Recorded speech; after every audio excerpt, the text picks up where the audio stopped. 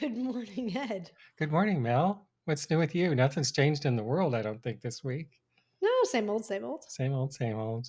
Yeah, Breathing in and out, breathing in and out. that's right. What is today's topic? I think we could explore the different ideas around time.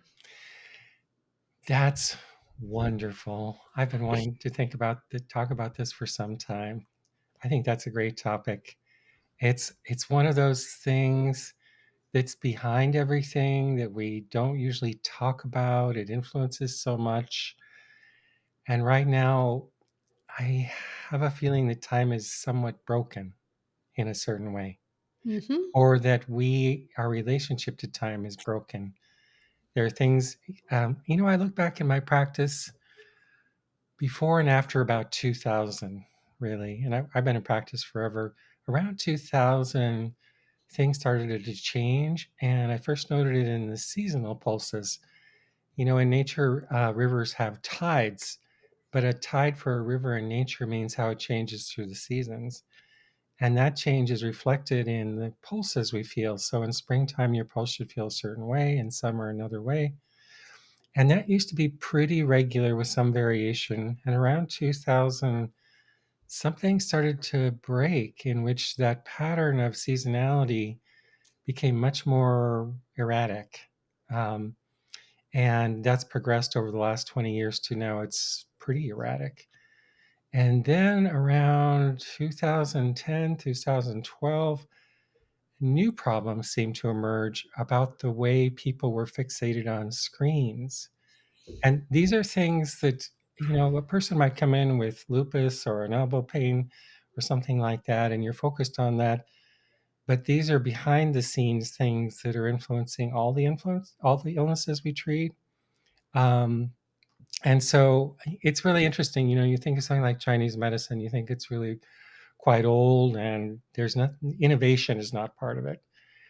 Just follow the old books, right? But innovation is actually central to Chinese medicine. There's been innovation forever. And innovation means seeing something new and then returning to your source of knowledge, which is in the past, which is in our old books, and say, how do we innovate for what we're seeing now? So people now are having these new illnesses, which I don't even know the words for, but I might call them time sicknesses or technology illnesses or social media problems or something like that, and where time and rhythm have been disrupted in a big way. And they're in every healthcare encounter, but they're things that we don't talk about. So they're behind the scenes. So I'm glad we're talking about it today. Do you have any similar feelings from your practice?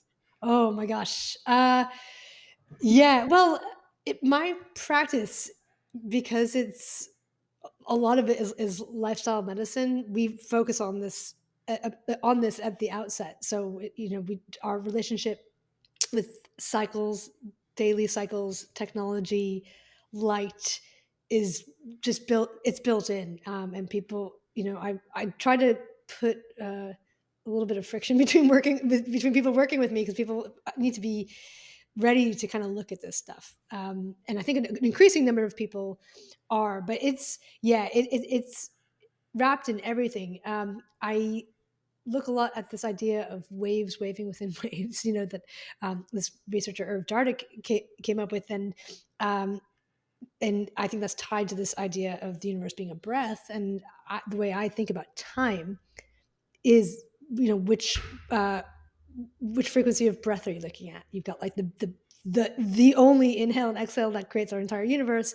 You've got daily inhales and exhales. You've got ones that last, that go kind of billions of times a second, and so on. And so one aspect there's I think time sickness, or this rupture with cycles, is at the root of just about everything. And there's lots of different ways you can look at it. One is that when people try to get fancy with their like biochemistry and epigenetics, uh, over half of our genome expression, our epigenetics, is shifted on a 24-hour cycle. Yeah. Wow. Over half. So that's a very high leverage point. So sometimes people think about improving their relationship with daily cycles and then seasonal cycles as a kind of nice to have or not super crucial. And it's like, And do you know anything else that flips on and off half over half of your genes on a daily, It's amazing. right? So, yeah, I think there's a lot there. And in a way, it's as if we, well, not in a way, we are creatures of rhythm and time. If you think like, how did life begin? And you go way, way back in the Wayback Machine and go down to the ocean where the vents were before anything was alive, and what was happening there, and why did these molecules that were created in the sun, come down to the earth, and now they're starting to bounce around and form in a certain way that's going to be life, right? And the only way that one of the prerequisites for that is rhythm. So when we look at our world versus a nebula out in space, which is turning amorphously, one of the features of our world is rhythm, and that's based on the sun and the passage around the sun and so forth, and the seasons. And that's really required for everything in nature to have this rhythm, because that rhythm allows these molecules, which will become life, to form themselves in different configurations. So, really, we are configurations of rhythm. And these rhythms they've created us and sustained us for a very long time. And then all of a sudden, 20 years ago, 30, 40 years ago, we're kind of changing all that. And they're still there. But it's not just that you don't get enough sleep, it's that nature is built on rhythm. We're built on rhythm. And also, we need rhythm to breathe. So, like, if you need to know where you're going, nature needs to feel what's coming next. If everything's chaotic, it's very hard for breath to occur. I call this the growing into space. And it's a problem, especially I see with younger people now, where when the world gets a little more chaotic, that feeling of what is the growing into space is diminished. For example, I'm older in my life. If I went to school and got a job, I knew could get a family, and then live in a place and retire and all those things. That's kind of a rhythm and a growing into space, which has now changed a lot. So even with plants and animals, it's hard for them to know what to do when rhythms are changing all the time. So it's like a huge deal.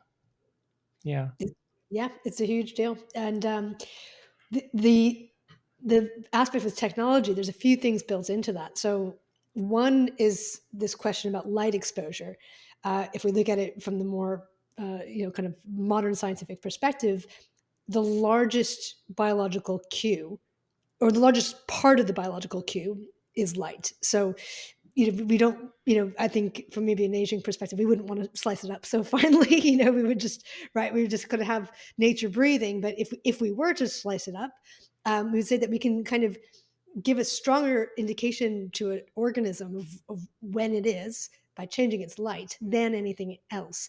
So one issue is this exposure of light through the eyes. And one thing I came across relatively recently, which kind of blew my mind, is nowadays in modern societies, girls are starting their periods earlier and earlier and earlier. This is a form of time sickness because there's something being shifted about maturation uh, in this modern environment that is novel and maybe I shouldn't say if it's good or bad, but it's different anyways.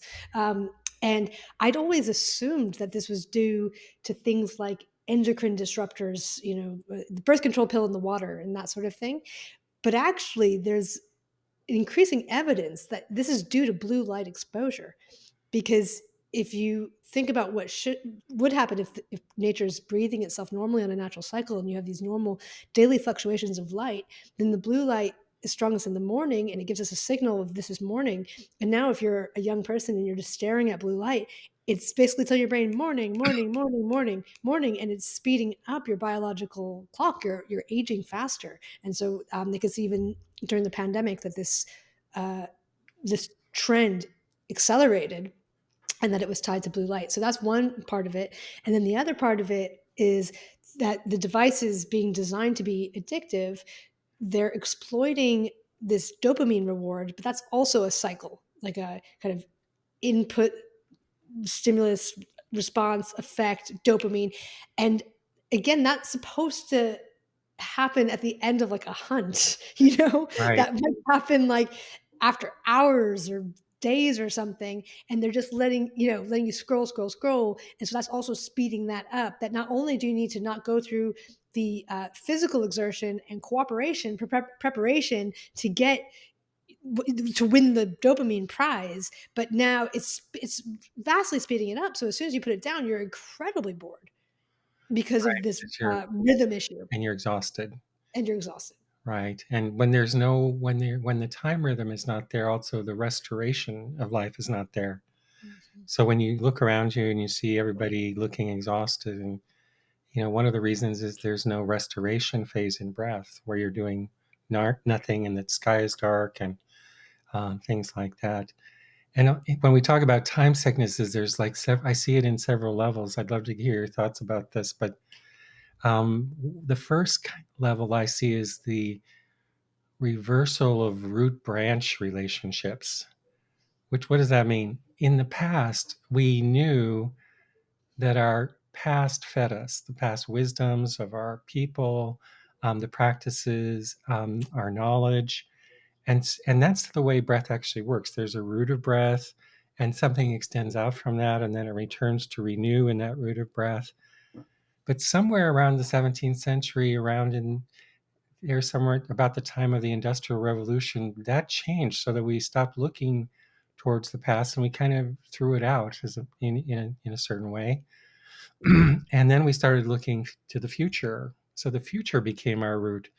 So then we turn time on its head. Like, it's not the past that's going to sustain us, it's what's coming that's going to sustain us. And that was kind of like the first big time shift that I see here. And that's a problem because people don't know where they come from, where their knowledge is. They don't understand nature is what supports them. That's the first root. And it's really caused a lot of confusion. And any thoughts about that?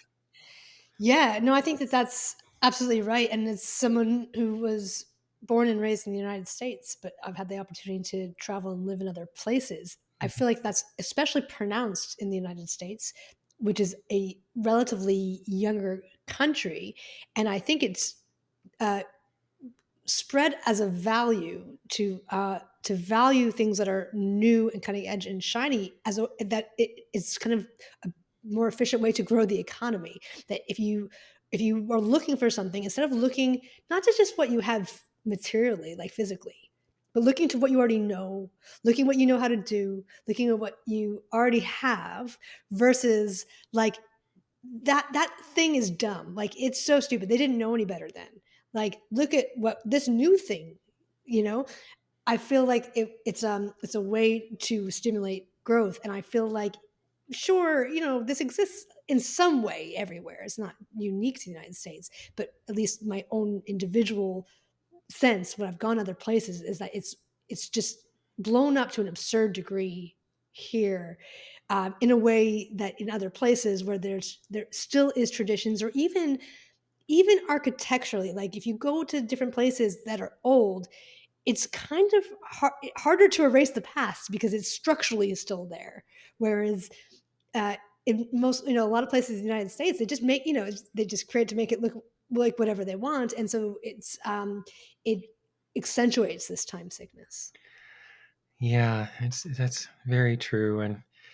Um, and then this other level that happened, which is about somehow introduced with devices, technology, light pollution, things like that. And when we look at screens, for example, there's so much going on there where we spend our times.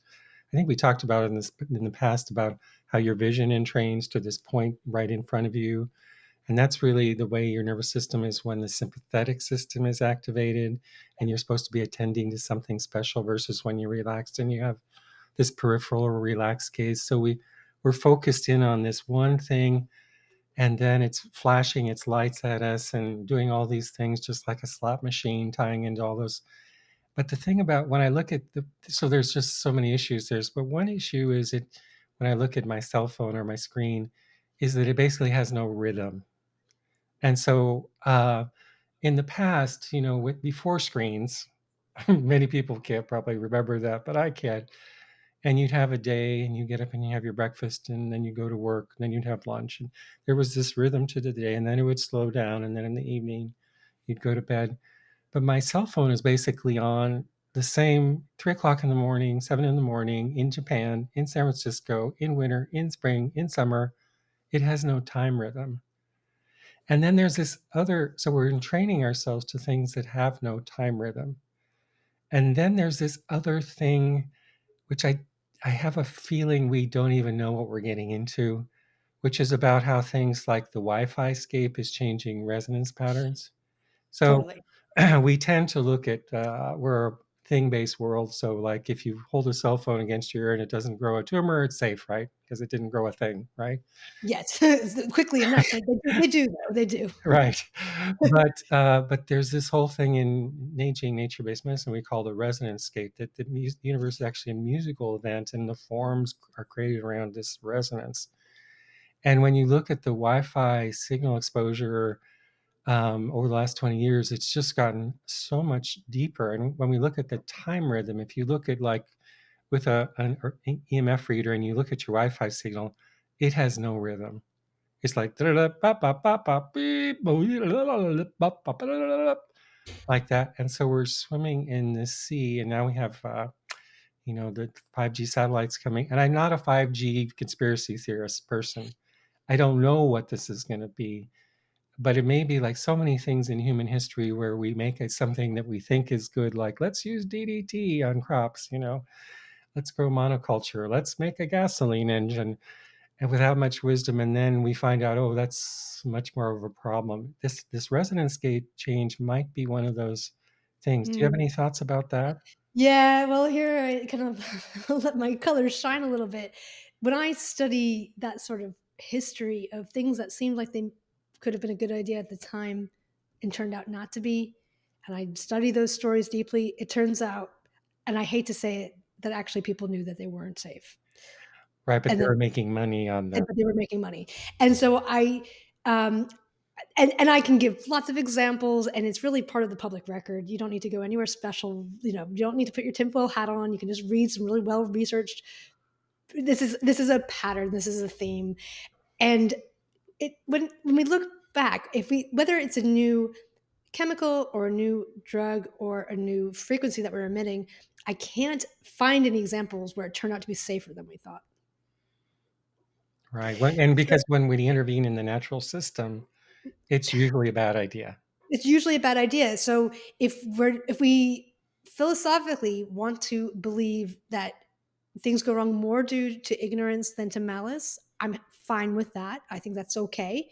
But then we can just say we probably don't know enough about it, and that makes it unsafe, and we should use a precautionary principle. I think that there is good evidence that 5G is not safe, and I think that there are people who understand that and make a lot of money on it anyways.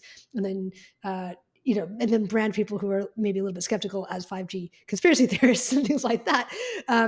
But I think that we can approach it from the perspective of the fundamental way that the universe operates is on a resonance scape, and you're just fucking with that basically, and that's probably not a good idea. But also, we know that a lot of these non-native EMF signals will create biofilms, for example, that bacteria will change their form from like kind of individual organisms into a biofilm structure. Like that's scientifically known. And then I think about what a hospital environment looks like. uh, and again, this is just science. I mean, our cells operate primarily in using frequencies. The chemistry is downstream of that, and that's also another way of saying that we live in a resonance scape, right?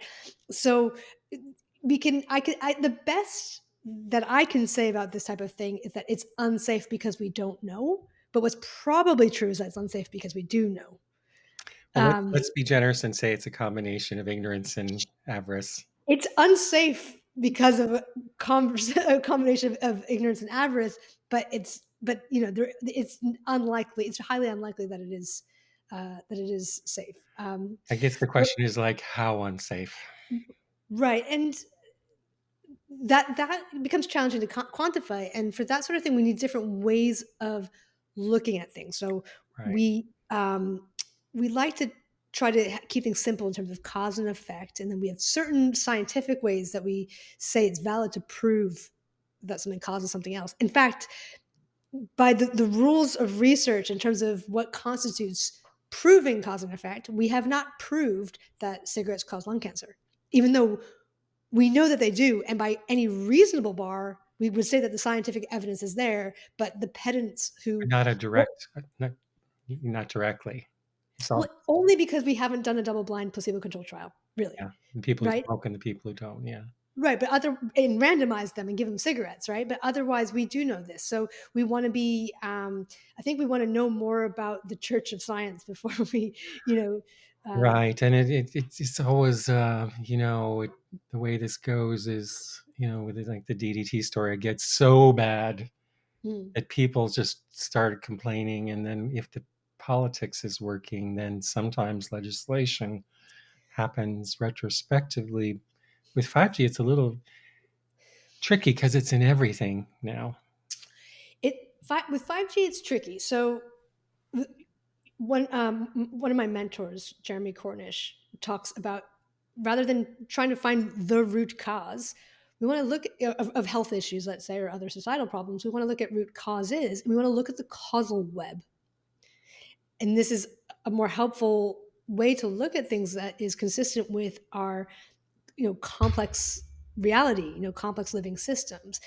And another component to it, there is research on 5G. It shows that it has problems, but also humans in the wild are not being exposed to just 5G in a controlled way. They're being exposed to a whole soup of all kinds of things. So in the toxicology literature, which I'm kind of read more of because it's been around longer, and I kind of just stopped reading this stuff because I knew I knew the punchline, but in the toxicology literature, if you look at like how lethal, let's say, mercury is versus lead in mice, and they talk about the L50, which is like the dose take that it takes to kill 50% of them. If you combine the exposure of mercury and lead, it becomes exponentially more toxic. Right. And we're swimming in like 40,000 chemicals or And we're swimming in 40,000 chemicals. And then you got all the frequencies on top of it. And it's, I mean, but I remember seeing this graph with the frequencies, and I was like, oh my gosh, which is that you have naturally produced frequencies that are coming from the earth and they're coming from the sky. They're coming from these different places. And then you have a quieter area that's like a valley.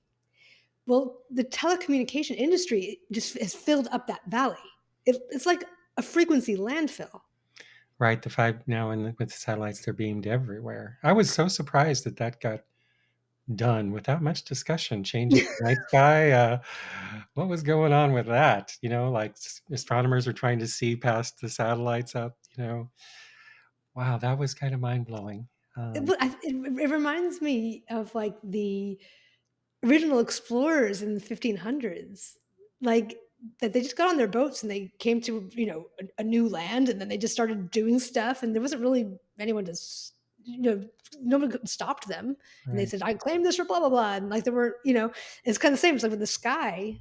It's like, well, I'm just gonna launch this up here. Okay, I'm just gonna do that a few more thousand times. Like nobody's stopping them. The night sky belongs to all of us. I was like, where was this discussion about changing the night sky? I don't know. And time really is. I think people don't. We have like so many things. We have a simplistic idea about time, and we think it's like a clock and it's linear, and it's basically just counting things off, and you have so many minutes, and then you die or whatever. But that's really a very kind of impoverished view of time, and the Neijing tells us a lot about time. It's really interesting in the passage. The first thing is that they don't talk about time; they talk about time and space and transformation as one thing. And so the idea is whenever there's, like, if we take a breath, for example, we experience as a passage of time, like inhalation, exhalation. We can say that's one breath. But when the breath happened, also the lungs changed space. And also the quality of space time transformed itself. So, what the Neijing says is when there's an expansion of breath, order is created, and then it reaches a peak, and then that order is resolved so that the breath can form another breath embryo. So they never just talk about time, they talk about these three things all at once. Um, the other thing is that they have three notions of time. So one is as a linear experience. By the way, that's very questionable when you dig down into the physics. It's one of those things like, oh, the Earth is flat. It looks that way, but it's really not. You know, the time when you get down into it is not really the way we experience it. But one of them is linear, though. We experience like I was born and then I died, and there was point A and point B. But then there was this aspect of time which many traditional cultures know and use, and that's the idea of cyclical time. And that's the idea of expansion and contraction back and forth. It's times actually measured as breath or like seasons or life cycle or whatever. And that's the nature of time. And then there's this third aspect, which is if time is turning in a circular way or a cyclical way, it means there's a center point to it. And that center point doesn't change, just like the axle of a cart. And that becomes a transcendent viewpoint of time. And so you have linear time, cyclical time, and transcendent time. And those are also mirrored in China and the three main religions that we see, which Chinese people are always blending in this nice way of Taoism, where we talk about cyclical time, kind of Confucianism, maybe, where we talk about more the life cycles as a progression, although that may not hold up so clear, and Buddhism, where we talk about the transcendent aspect of time. And we see in the Neijing also that transcendent aspect of time in the concept of Shen, about how things breathe around light. So we're really, again, starting from a very basic understanding of time. And then because we're connected to nature, we're disassociating ourselves from those patterns and then staring at our screens and things which are reprogramming us to another way. And there's also a neurological component to this because the way different parts of our brain perceive time is very different. So we've got a, just like most of our body parts, right? We've got a left side of our brain and a right side of our brain, and they perceive reality in different ways, and they have very different relationship with time. Many people are aware that with certain types of ADHD, you get time blindness because with those types of ADHD, you have an overdevelopment of your left hemisphere and an underdevelopment of your right hemisphere. So linear time, clock time, tends to be associated with the left hemisphere. So this is like we'll have lunch at 1, and then more contextual time, nature based time, cyclical time is more perceived by the right hemisphere. So one thing that is happening in our modern times, technology is, the devices are made by people's left hemispheres. So either they are autistic or they are gifted in their left hemisphere. They are creating a device that no matter who you are is biasing you towards your left hemisphere because it's central focus. And not only does the device not respect natural time, but you're doing push-ups with the part of your brain that is not connected to cyclical time, Right. And that is connected to cyclical linear time time. is really where life sustains us. Linear time is a perception, almost a perception artifact. What's interesting, like when you look at the time calculations in physics, they're time agnostic, they're time neutral, meaning when you look at the formulas, they go either way. Yeah. Time can go forward or backwards. And we have this thing, the second law of thermodynamics and entropy about increasing disorder in a closed system. But that actually is not so clear when you look at it a little more closely The key words you just said are in a in a closed closed system. system, right? And that means that you're talking about this theoretical construct where you remove context, sorry, right hemisphere, and let's just look at this thing. But what happens when you have an open system? Like even looking at health and energy expenditure and energy input and metabolic rate for humans, nobody discusses that in the context of there being a sun. It's like the sun Right, doesn't exist. right, Well, I'm pretty sure the sun does exist, and then it has an effect on us and our energy systems. right. Yeah. And our universe is expanding, and then it may end because of entropy, or maybe it'll start to breathe the other way, and something else will happen. And Mhm. maybe it would be the Chinese notion, but it's the cyclical version where life sustains us. It's the breath that where life sustains us. So now we got everybody properly depressed. I think. What what what can we do? I was going to add one more because I think that knowledge is power, and I think that just exploring these ideas and understanding them is healing in itself. The one idea I wanted to add is that with the technology piece and the screens and the blue light, one thing, there are a couple things that happen. Again, one more probably innocent, and one probably less innocent.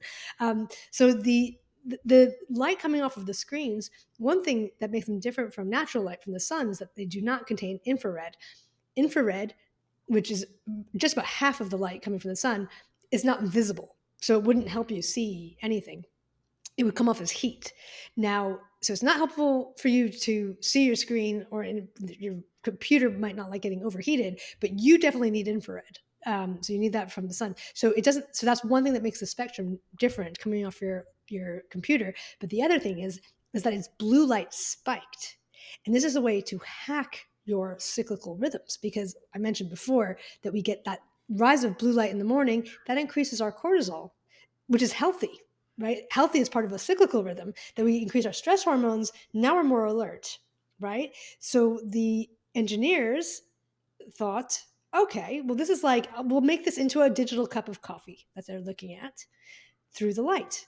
So they're hacking our biology in terms of our morning rhythms and what we do with blue light to keep us alert for longer so that we can be more productive. So it's interesting. It's good to know, and knowledge is power, right? So Right. there's the kind of the refrain that can never be over repeated about going to nature for answers is going to hold here, and Right. uh, sunlight is free, and understanding how your computer works on that level is a useful thing because, like, I have my screen tinted so that it's not blasting me with I blue just light. turned on my iris filter. I forgot about it. Yeah. Yeah, so I always use my iris filter, and then I don't worry about it. It's like not a big deal. Iris is an app, by the way, that Iris is an app that converts the spectrum into one that's more biologically healthy and less taxing. I mean, when I first made that switch, it had such an impact.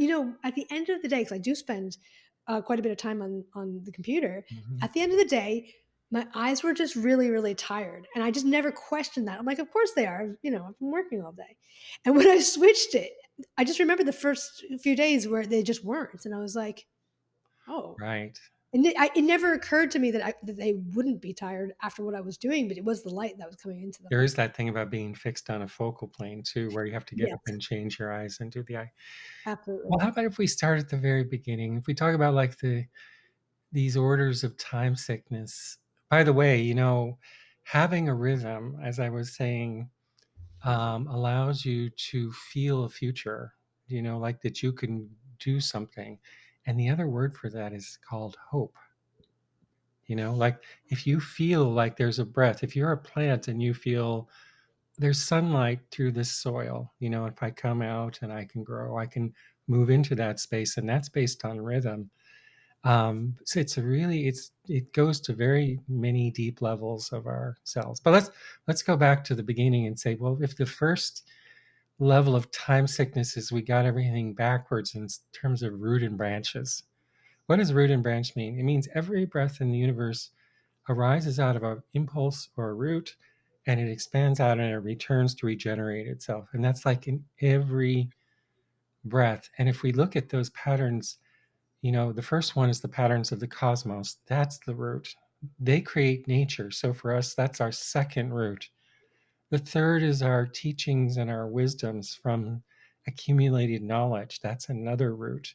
And so, just like the river has a source and then it flows down, it doesn't flow the other way. We need to get that kind of back. And so, when we talk about nature based medicine or nature based thinking in general, that's one way to restore that first level problem of time sickness. What do you think about that idea? Absolutely. And as you were describing that, one idea that came to mind is that people who excel in almost any field kind of understand this. That in diverse fields, whether it's kind of more intellectual sports, that they understand how to look backwards at trends or look backwards at what's been going in order to act appropriately Right. now, And right? so even and under like, even our understanding of history has been greatly diminished recently. And so Yeah, there's this whole loss about where did we come from? Who are we? What are our ideas? Yeah. yeah, absolutely. So that's a first step, like, stop thinking that the future, Elon Musk is going to Mars, great, I think he should. But, for the rest of us, and by the way, that doesn't mean not continuing scientific exploration. Mm. It just means, like, that our scientific exploration today is built on patterns that created us and wisdoms that came before us and patterns in the cosmos that made our planet, as opposed to those are irrelevant and things are in the future. It's almost it's like picking up a different intellectual thread because I think part of this idea of valuing new innovation above everything else. Again, I think that came out of certain specific historical things. So one thread of this is that there was a lot of money invested in certain types of technology during World War II, and then when World War II ended, there was this question of what to do with that, and what to do with those contracts, what to do with the capital, with the equipment, all that stuff, and that kind of got repurposed into this better living through technology movement that affected everything. But like the reason why we use poison to clean our houses is dates back, from this, that there wasn't a problem with the stuff that they were using to clean stuff. Like they didn't need fixing, right? Um, and then speaking to people who would be watching this who are genuinely inquisitive and they genuinely want to understand. They want to understand how the universe works. They want to understand how to help people. And so what happens is that when you look at the scientific literature, not all of it, but a lot of it came through this intellectual thread of we don't know anything until we discover it through science in the future. Right, like, you And wouldn't we need even know to you're in love unless it was proven by a study. right, exactly. Unless it's proven by a study, we don't know anything. We didn't know anything. Anybody who thought they knew anything was prehistoric and superstitious, and They were ignorant. they were ignorant. Like common sense, we don't need common sense. We need science, right? So when you look at the scientific literature, if you're someone who's kind of inclined towards uh, science, which is to say that you are curious about understanding how things work and you want to look at them more closely, and then we have this edifice of scientific literature. A lot of what's in there, most of what's in there, comes from this intellectual thread of we don't know anything until we spend a lot of money to zoom in on this thing, and we're going to get rid of the context and we're going to pretend that it's a closed system when the only thing we know is that it's an open system, right? And do that. Mm, So by exploring these ideas that you're presenting from the Neijing, it allows us to go off on a probably more fruitful intellectual thread where we're actually inquiring and doing science that's more consistent with how reality works. mhm. By the way, the traditional people, they were scientists. Like, the Neijing is a science, and not to forget that. But yeah, I agree with that too. So maybe the first kind of order is like, when you wake up, remembering that the sun nourishes you and the patterns in nature created you, and they're created by deeper patterns in the cosmos, and the food you eat supports you. I mean, some very basic things that traditional people know that modern people have kind of forgotten. To reset this thing about the past and maybe valuing traditional wisdoms and things like that. Absolutely. And even I think one of the my favorite places to start with people that I learned from you is with the four directions, because part of this thread of like everything will be better in the future once we figure it out. The traditional people didn't know anything is also if you're not a scientist, you don't know anything. Right. You don't know, where's your PhD? Why then you're not entitled to have an opinion. You're not the common sense. Well, that's for non-intellectual people, right? And that is it's like an assault on common sense, and it pervades everything, and especially health. So by helping to orient, which is a great word because it means find the east, orient people to what they can know to be true, which is where the four directions are. Right. The sun rises on the east. It says, Sunrise is in the east, and you don't need to take my word for it or your word for it. You can just go out in the observe garden. it, Yeah. right? And I love that as a place to start, and that is also comes from many traditional traditions, wisdom traditions, but it's like a starting point because no matter what happens your day, that's going to be true, and that can allow you to a be centered in the present, Mhm. and b start there to explore. You know. And then maybe, and this is I've learned from you a lot. You've inspired me a lot about, which I know all this stuff about following the seasonal and daily rhythms, but you encouraged me to go out in my garden in the morning and sit before the UV light gets high. And boy, that really just changed my life to go out and first thing in the morning and feel the sun rising and sync with the rhythm of the day and how that changes over a year. And how the day is like a year, the morning's like spring, the noon is like, the summer, and the evenings like autumn, the nights like winter, and feeling we want to get to this phase where we feel that we're not breathing, nature is breathing us. So that we're in a breathing field, we're created by that field, and that we're syncing up. Yeah. And even though the Wi-Fi from my neighbors coming over the fence, it's like kind of puny in comparison to the sun, you know? Yeah, and we can, while the the resonance scape is being encroached upon with non-native EMFs, things like sun exposure and grounding can help mitigate some of that, right? That these frequencies pass through you. So part of the problem as well of these compounding, the causal web, is that also until the 1950s, until we had better living through science and rubber-soled shoes, we were in contact with the Earth, and that was just, I mean, humans didn't even leave the Earth until the 20th century. Mm-hmm. Right? So we were always in contact with the earth. And so things would pass through us and we'd have this electron flow, right? And things would be discharged. So it's this for people who are unaware and who are just kind of like, unfortunately, and this is without judgment, but kind of just going with the flow of what's happening. Well, then they are in a sea of non-native EMFs and disconnected from the earth. And that's the double whammy, So Right. I like to talk because it can, I'm sure it can feel overwhelming to keep yourself centered and healthy and sane without being obsessed, without breaking the bank, all this stuff. But I like to think about 1% marginal gains where you just make a little tweak. Sometimes it can be a one-off thing, like having Iris on my laptop. Like I don't think about that, right? But there was a time where I had to think about it. Which what app do I get? How much does it cost? How do I install it? How does it work? Right. So you need to use that bandwidth. But I've been using it for years. I don't think about it. But then the same thing with grounding. It's like, okay, well, does that become part of your daily habit? You don't have to have everything perfect. You don't, you can't control everything in your environment. But if you bring that in, does that just help nudge things in the right direction for you? Yeah, and these powers are so strong.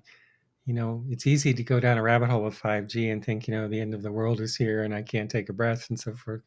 But then you go out and you feel the sun and you're in your garden and the garden seems to be working okay.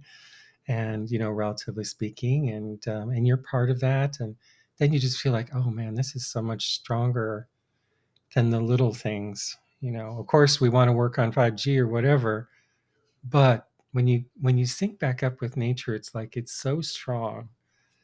It's kind of viscerally impressive. I don't know if you have that experience. And this goes to like nature medicine too. Not talking about like the herbs you pick to make tea, but like nature. I remember when we were down in California at that practicum in July, and we went out to the Yuba River. Maybe I told you about this. And I was feeling the medicine of lying on a rock at 10 o'clock in the morning with the sun coming over the valley and shining on my body and the cold water going next to me.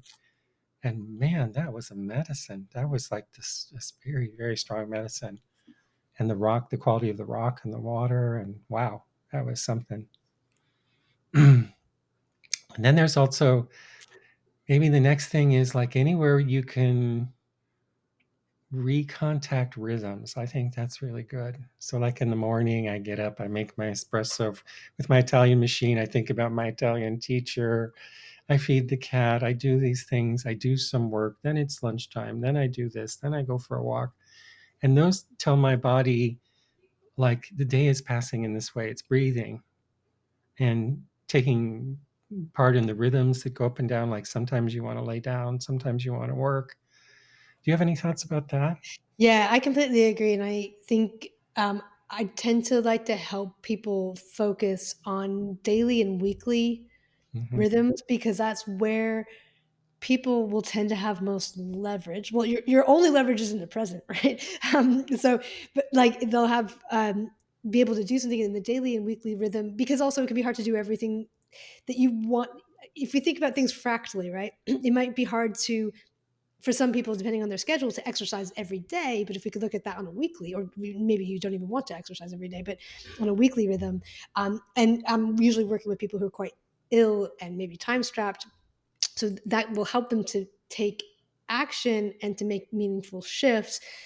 So then, as things change, then they can look at longer time horizons. A lot of the self help literature has you focusing on these really long time horizons. You know what, though? You need to be neurologically healthy for your nervous system to allow you to do that. Because if your nervous system feels like it's being chased by a tiger, it's not allowing you to focus on your life Right. plan. That brings in like such an important point. I'm so glad, which is that we often forget about the ingredient in time and healing Mhm. and learning, for example. And so, for example, in Western medicine, to suppress an illness, we can do immediately. Like if you come into the emergency room and your blood pressure is 210 over 120, I can bring it down immediately. But to heal always takes time. And time is the ingredient that we forget about. And that scale can be very long. You know, it can be years. Learning's the same way. You can learn something right away in a YouTube clip, but deep learning that changes you, which we call long learning, which is where you show up to the same thing like a potter at their studio every day, and they learn over time. And that ingredient of time, that's would be the third aspect of time sickness, I think, is we've lost this idea about what happens when we give time. You know, like when I moved into this house 20 years ago, it was all grass. And then slowly, and one way to landscape it would be get a landscaper to drive all the trees in and put it in. But the way we did it was you put in one plant here and it grows a season and then another one here. And then they learn how to live together. And over time, this whole thing changes. And so that there's that time ingredient in our lives and in healing work, I think that we don't understand very well. Yeah. Any thoughts about that? Yeah, I think that's a really important point, and I think that the distinction that I've now been able to make through my own healing journey and working with patients is that it usually comes from seeing the problem with extremes and finding the middle path, which is there's, you know, kind of one bias towards immediate, response, right? So like suppress the thing, take the thing, feel better, this. And then on the other hand, there's like that kind of saying time heals everything, which I don't know if I believe it from an aging philosophical perspective. If we say that dying is part of healing, well, fantastic. But in terms of actually getting better, Right. time on its own, I mean, I now don't fix your think. dislocated elbow.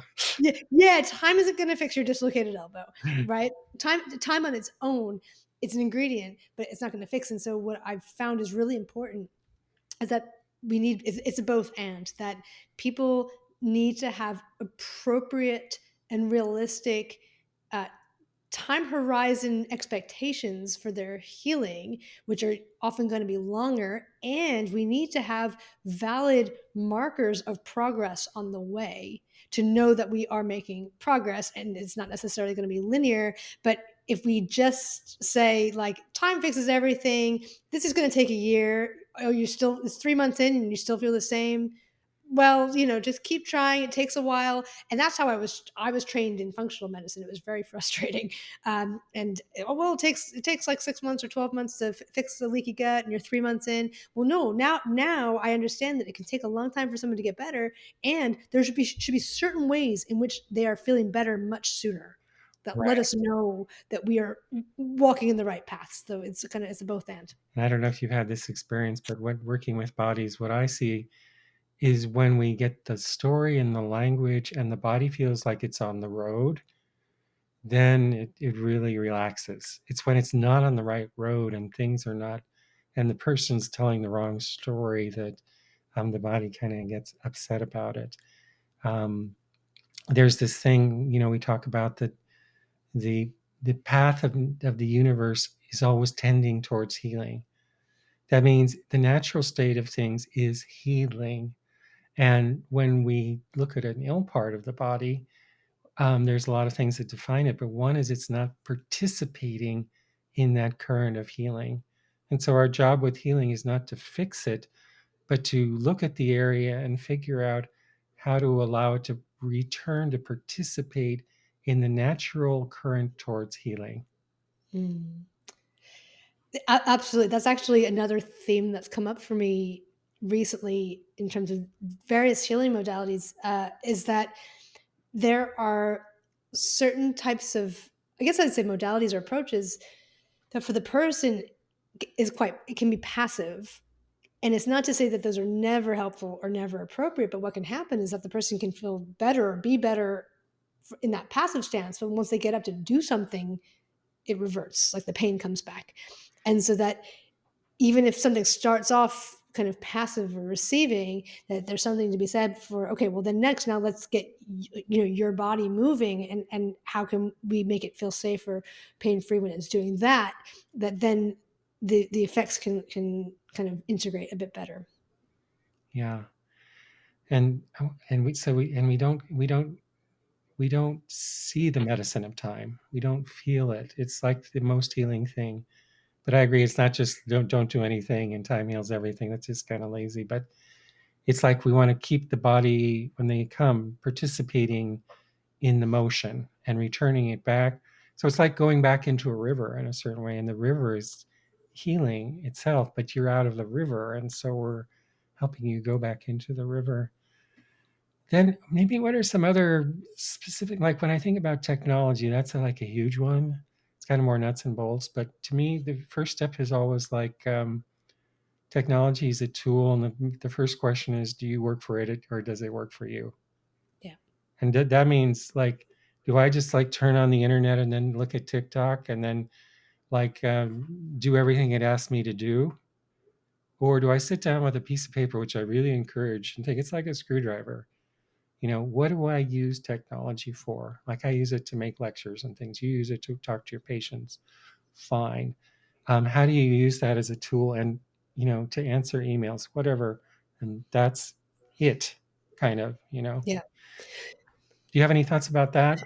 Yeah, well, what comes to mind is, I was recently having a conversation with someone about human needs, and there's the kind of looking at, if we're talking about technology and how to be in a better relationship with it, we can look at the technology and what we're using it for, but also look at everything else. So, is there something either that you're avoiding in your Right, like talking analog to an world? actual person or your Yeah, neighbor, or is there something that you're missing there that you're trying to get here? So like one reason that people yeah, one reason that people use technologies for connection, and if there's a bit of a like catch 22, is if they're missing it in their current world, then they're getting sucked into the virtual world, which is not going to be as rich a connection, but then you kind of lose your social skills and you lose your energy because you're become addicted in this way. I mean, in the past, I'm someone, for whatever reasons, I would say I'm a kind of, I think I'm probably more prone to getting addicted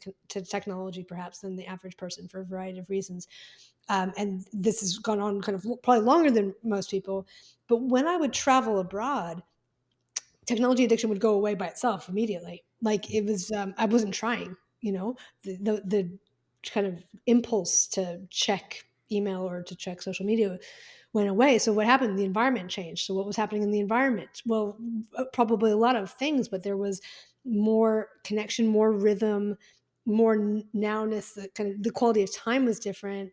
And so, and this that theme comes up a lot with addiction to anything. But when we're talking about having a good relationship with technology, we are talking about uh, very serious addiction that is kind of socially acceptable and not seen the same as being addicted to a substance, but it absolutely should be. oh, it's And it's the biggest addiction in the world today, screens. yeah, exactly. So any studies, kind of looking at, for example, heroin use in Vietnam soldiers, that there was this expectation, when during Vietnam, I don't remember the exact numbers, but if like a huge number of soldiers became addicted, and there was this kind of real fear that they would all come back and then just be addicts. And what surprised the policymakers and researchers is that the vast majority, once they came home, did not Mhm. maintain addicted. And again, what had happened is for them, they were not they were no longer in a very dangerous place in a foreign culture and all of these things with uncertainty, and they were back home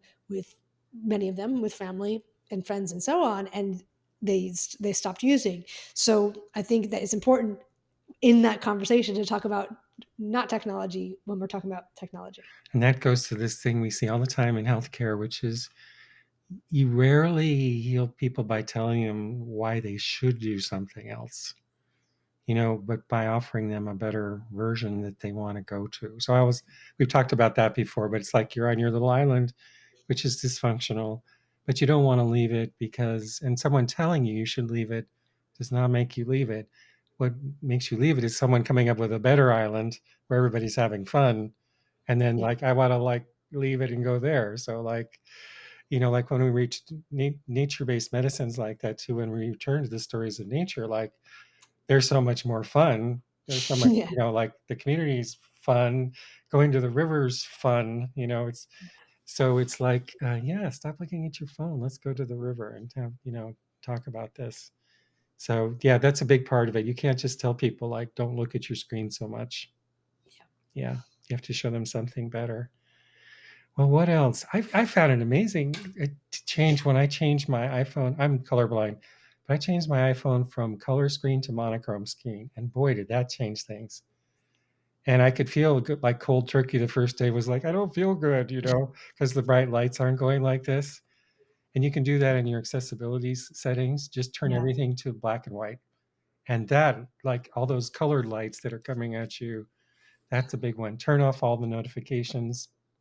Yes, Yeah, I turned off all the notifications on my phone a long time ago, partly because I literally would not be. It's funny to me that the little guardrails, little bumpers that I've put on in lanes of technology because I still use it more than I'd like to, and sometimes we're using it more compulsively than I'd like to. I mean, but notifications. If my notifications were on, I don't think I would be able to function. Like, they all go and off. They all go off. they've been might have been off for years, but then I forgot. I'm like, "Oh, yeah, people have notifications on their." I'm like, "How would I be able to do I anything?" mean, if you're a Not grown-up, because I'm if you important. have It's a like if you have a it's child, you BS. need to leave the notifications on, it's fine. But everything else like should go off.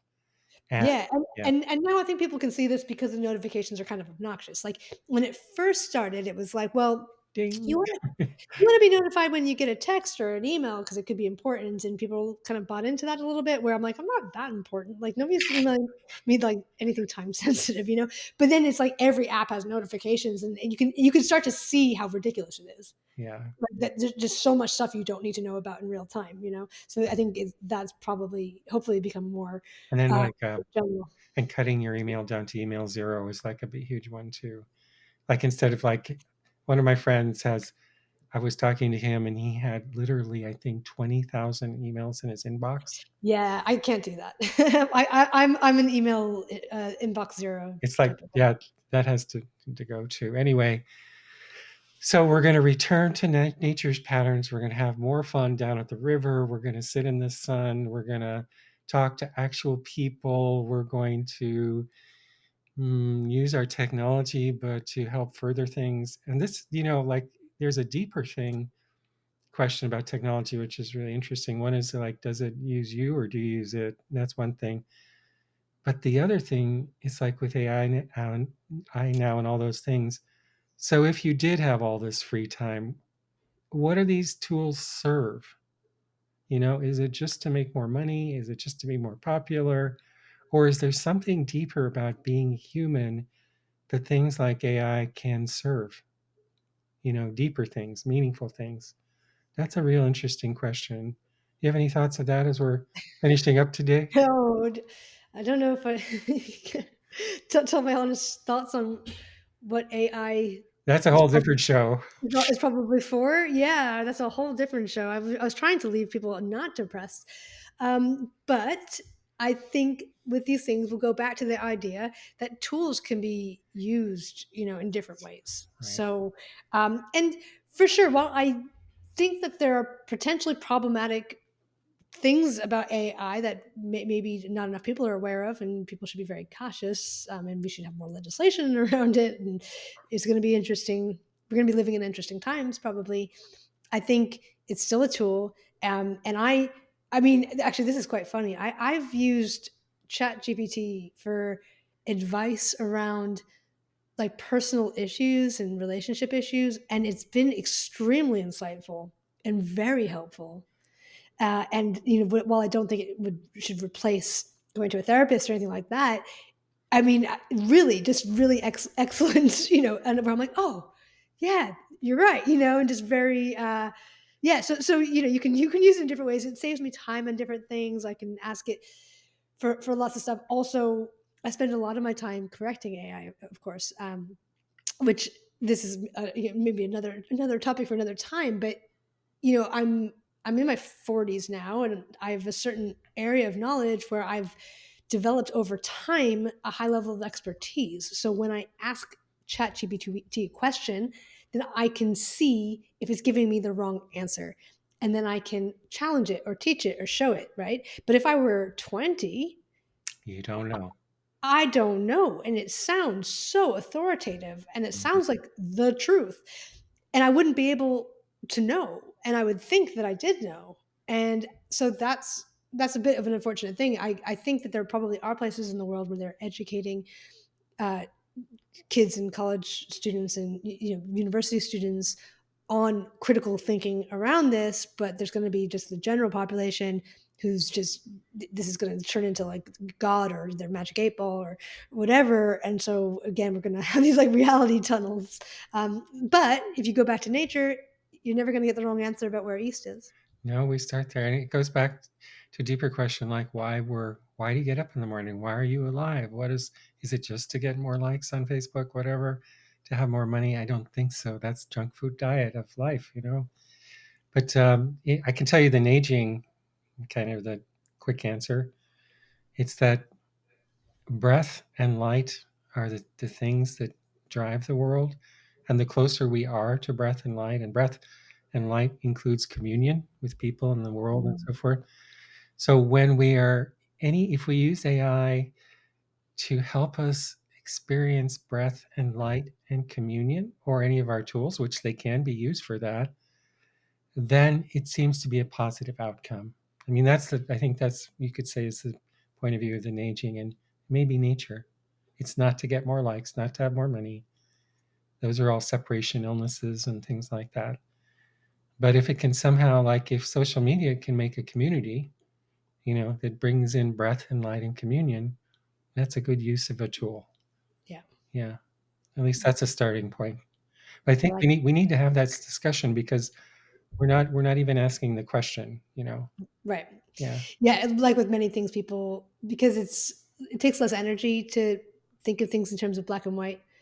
So you just decide if it's good or bad. Whereas it takes more energy, but you often arrive somewhere a little more helpful if you say, okay, well, I mean, Facebook, for example, for me, like I've made so many, actually, like some of my most important and cherished connections, real life connections, have come from Facebook community. So, I think, yeah, we want to move away from good or bad, and use it that way to help improve the circulation of breath and light. And it's a problem when people are in a a chaotic rhythm field.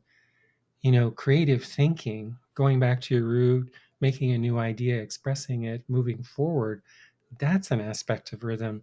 So if people are swimming in a chaotic rhythm pool, their ability to create new solutions also becomes diminished. So maybe the first thing is to kind of just shake your head off. The sun rises in the east, it sets in the west. Mel told me to go sit in the garden without my clothes on and feel the sun between 8 and 9, which is great. And then again in the evening, Ed told me to have rhythms during the day. We were going to kind of put this thing on our phone. All those things help us kind of get out of the chaos pool and then reset our thinking a bit. And nature's always the source of that. Yeah. Well, and I should show my nature based inspired Yeah. splash Oh, yeah. screen. The answer is not in your phone. That's one of our sayings. Yeah. It's there, but your phone can help you, or cannot. Yeah. Yeah. Well, is that enough about time? time is one of those places, like, I think there's great learning and great resources if we investigate it and think about it again, you know? I think it's a useful lens for looking at most problems Yeah. and how to Okay. solve them. All right. We did it again. Okay. And next time See we'll talk about something else. see you next time. Yeah, next time, I'm hoping we will talk about something else. Will Yes. that be in cyclical time, linear time, or transcendent time? There's a lot of cyclical time that happens with the next topic. Okay. All All about right. timing. Okay, well, come on. All right, take care. See you next week. See you next week.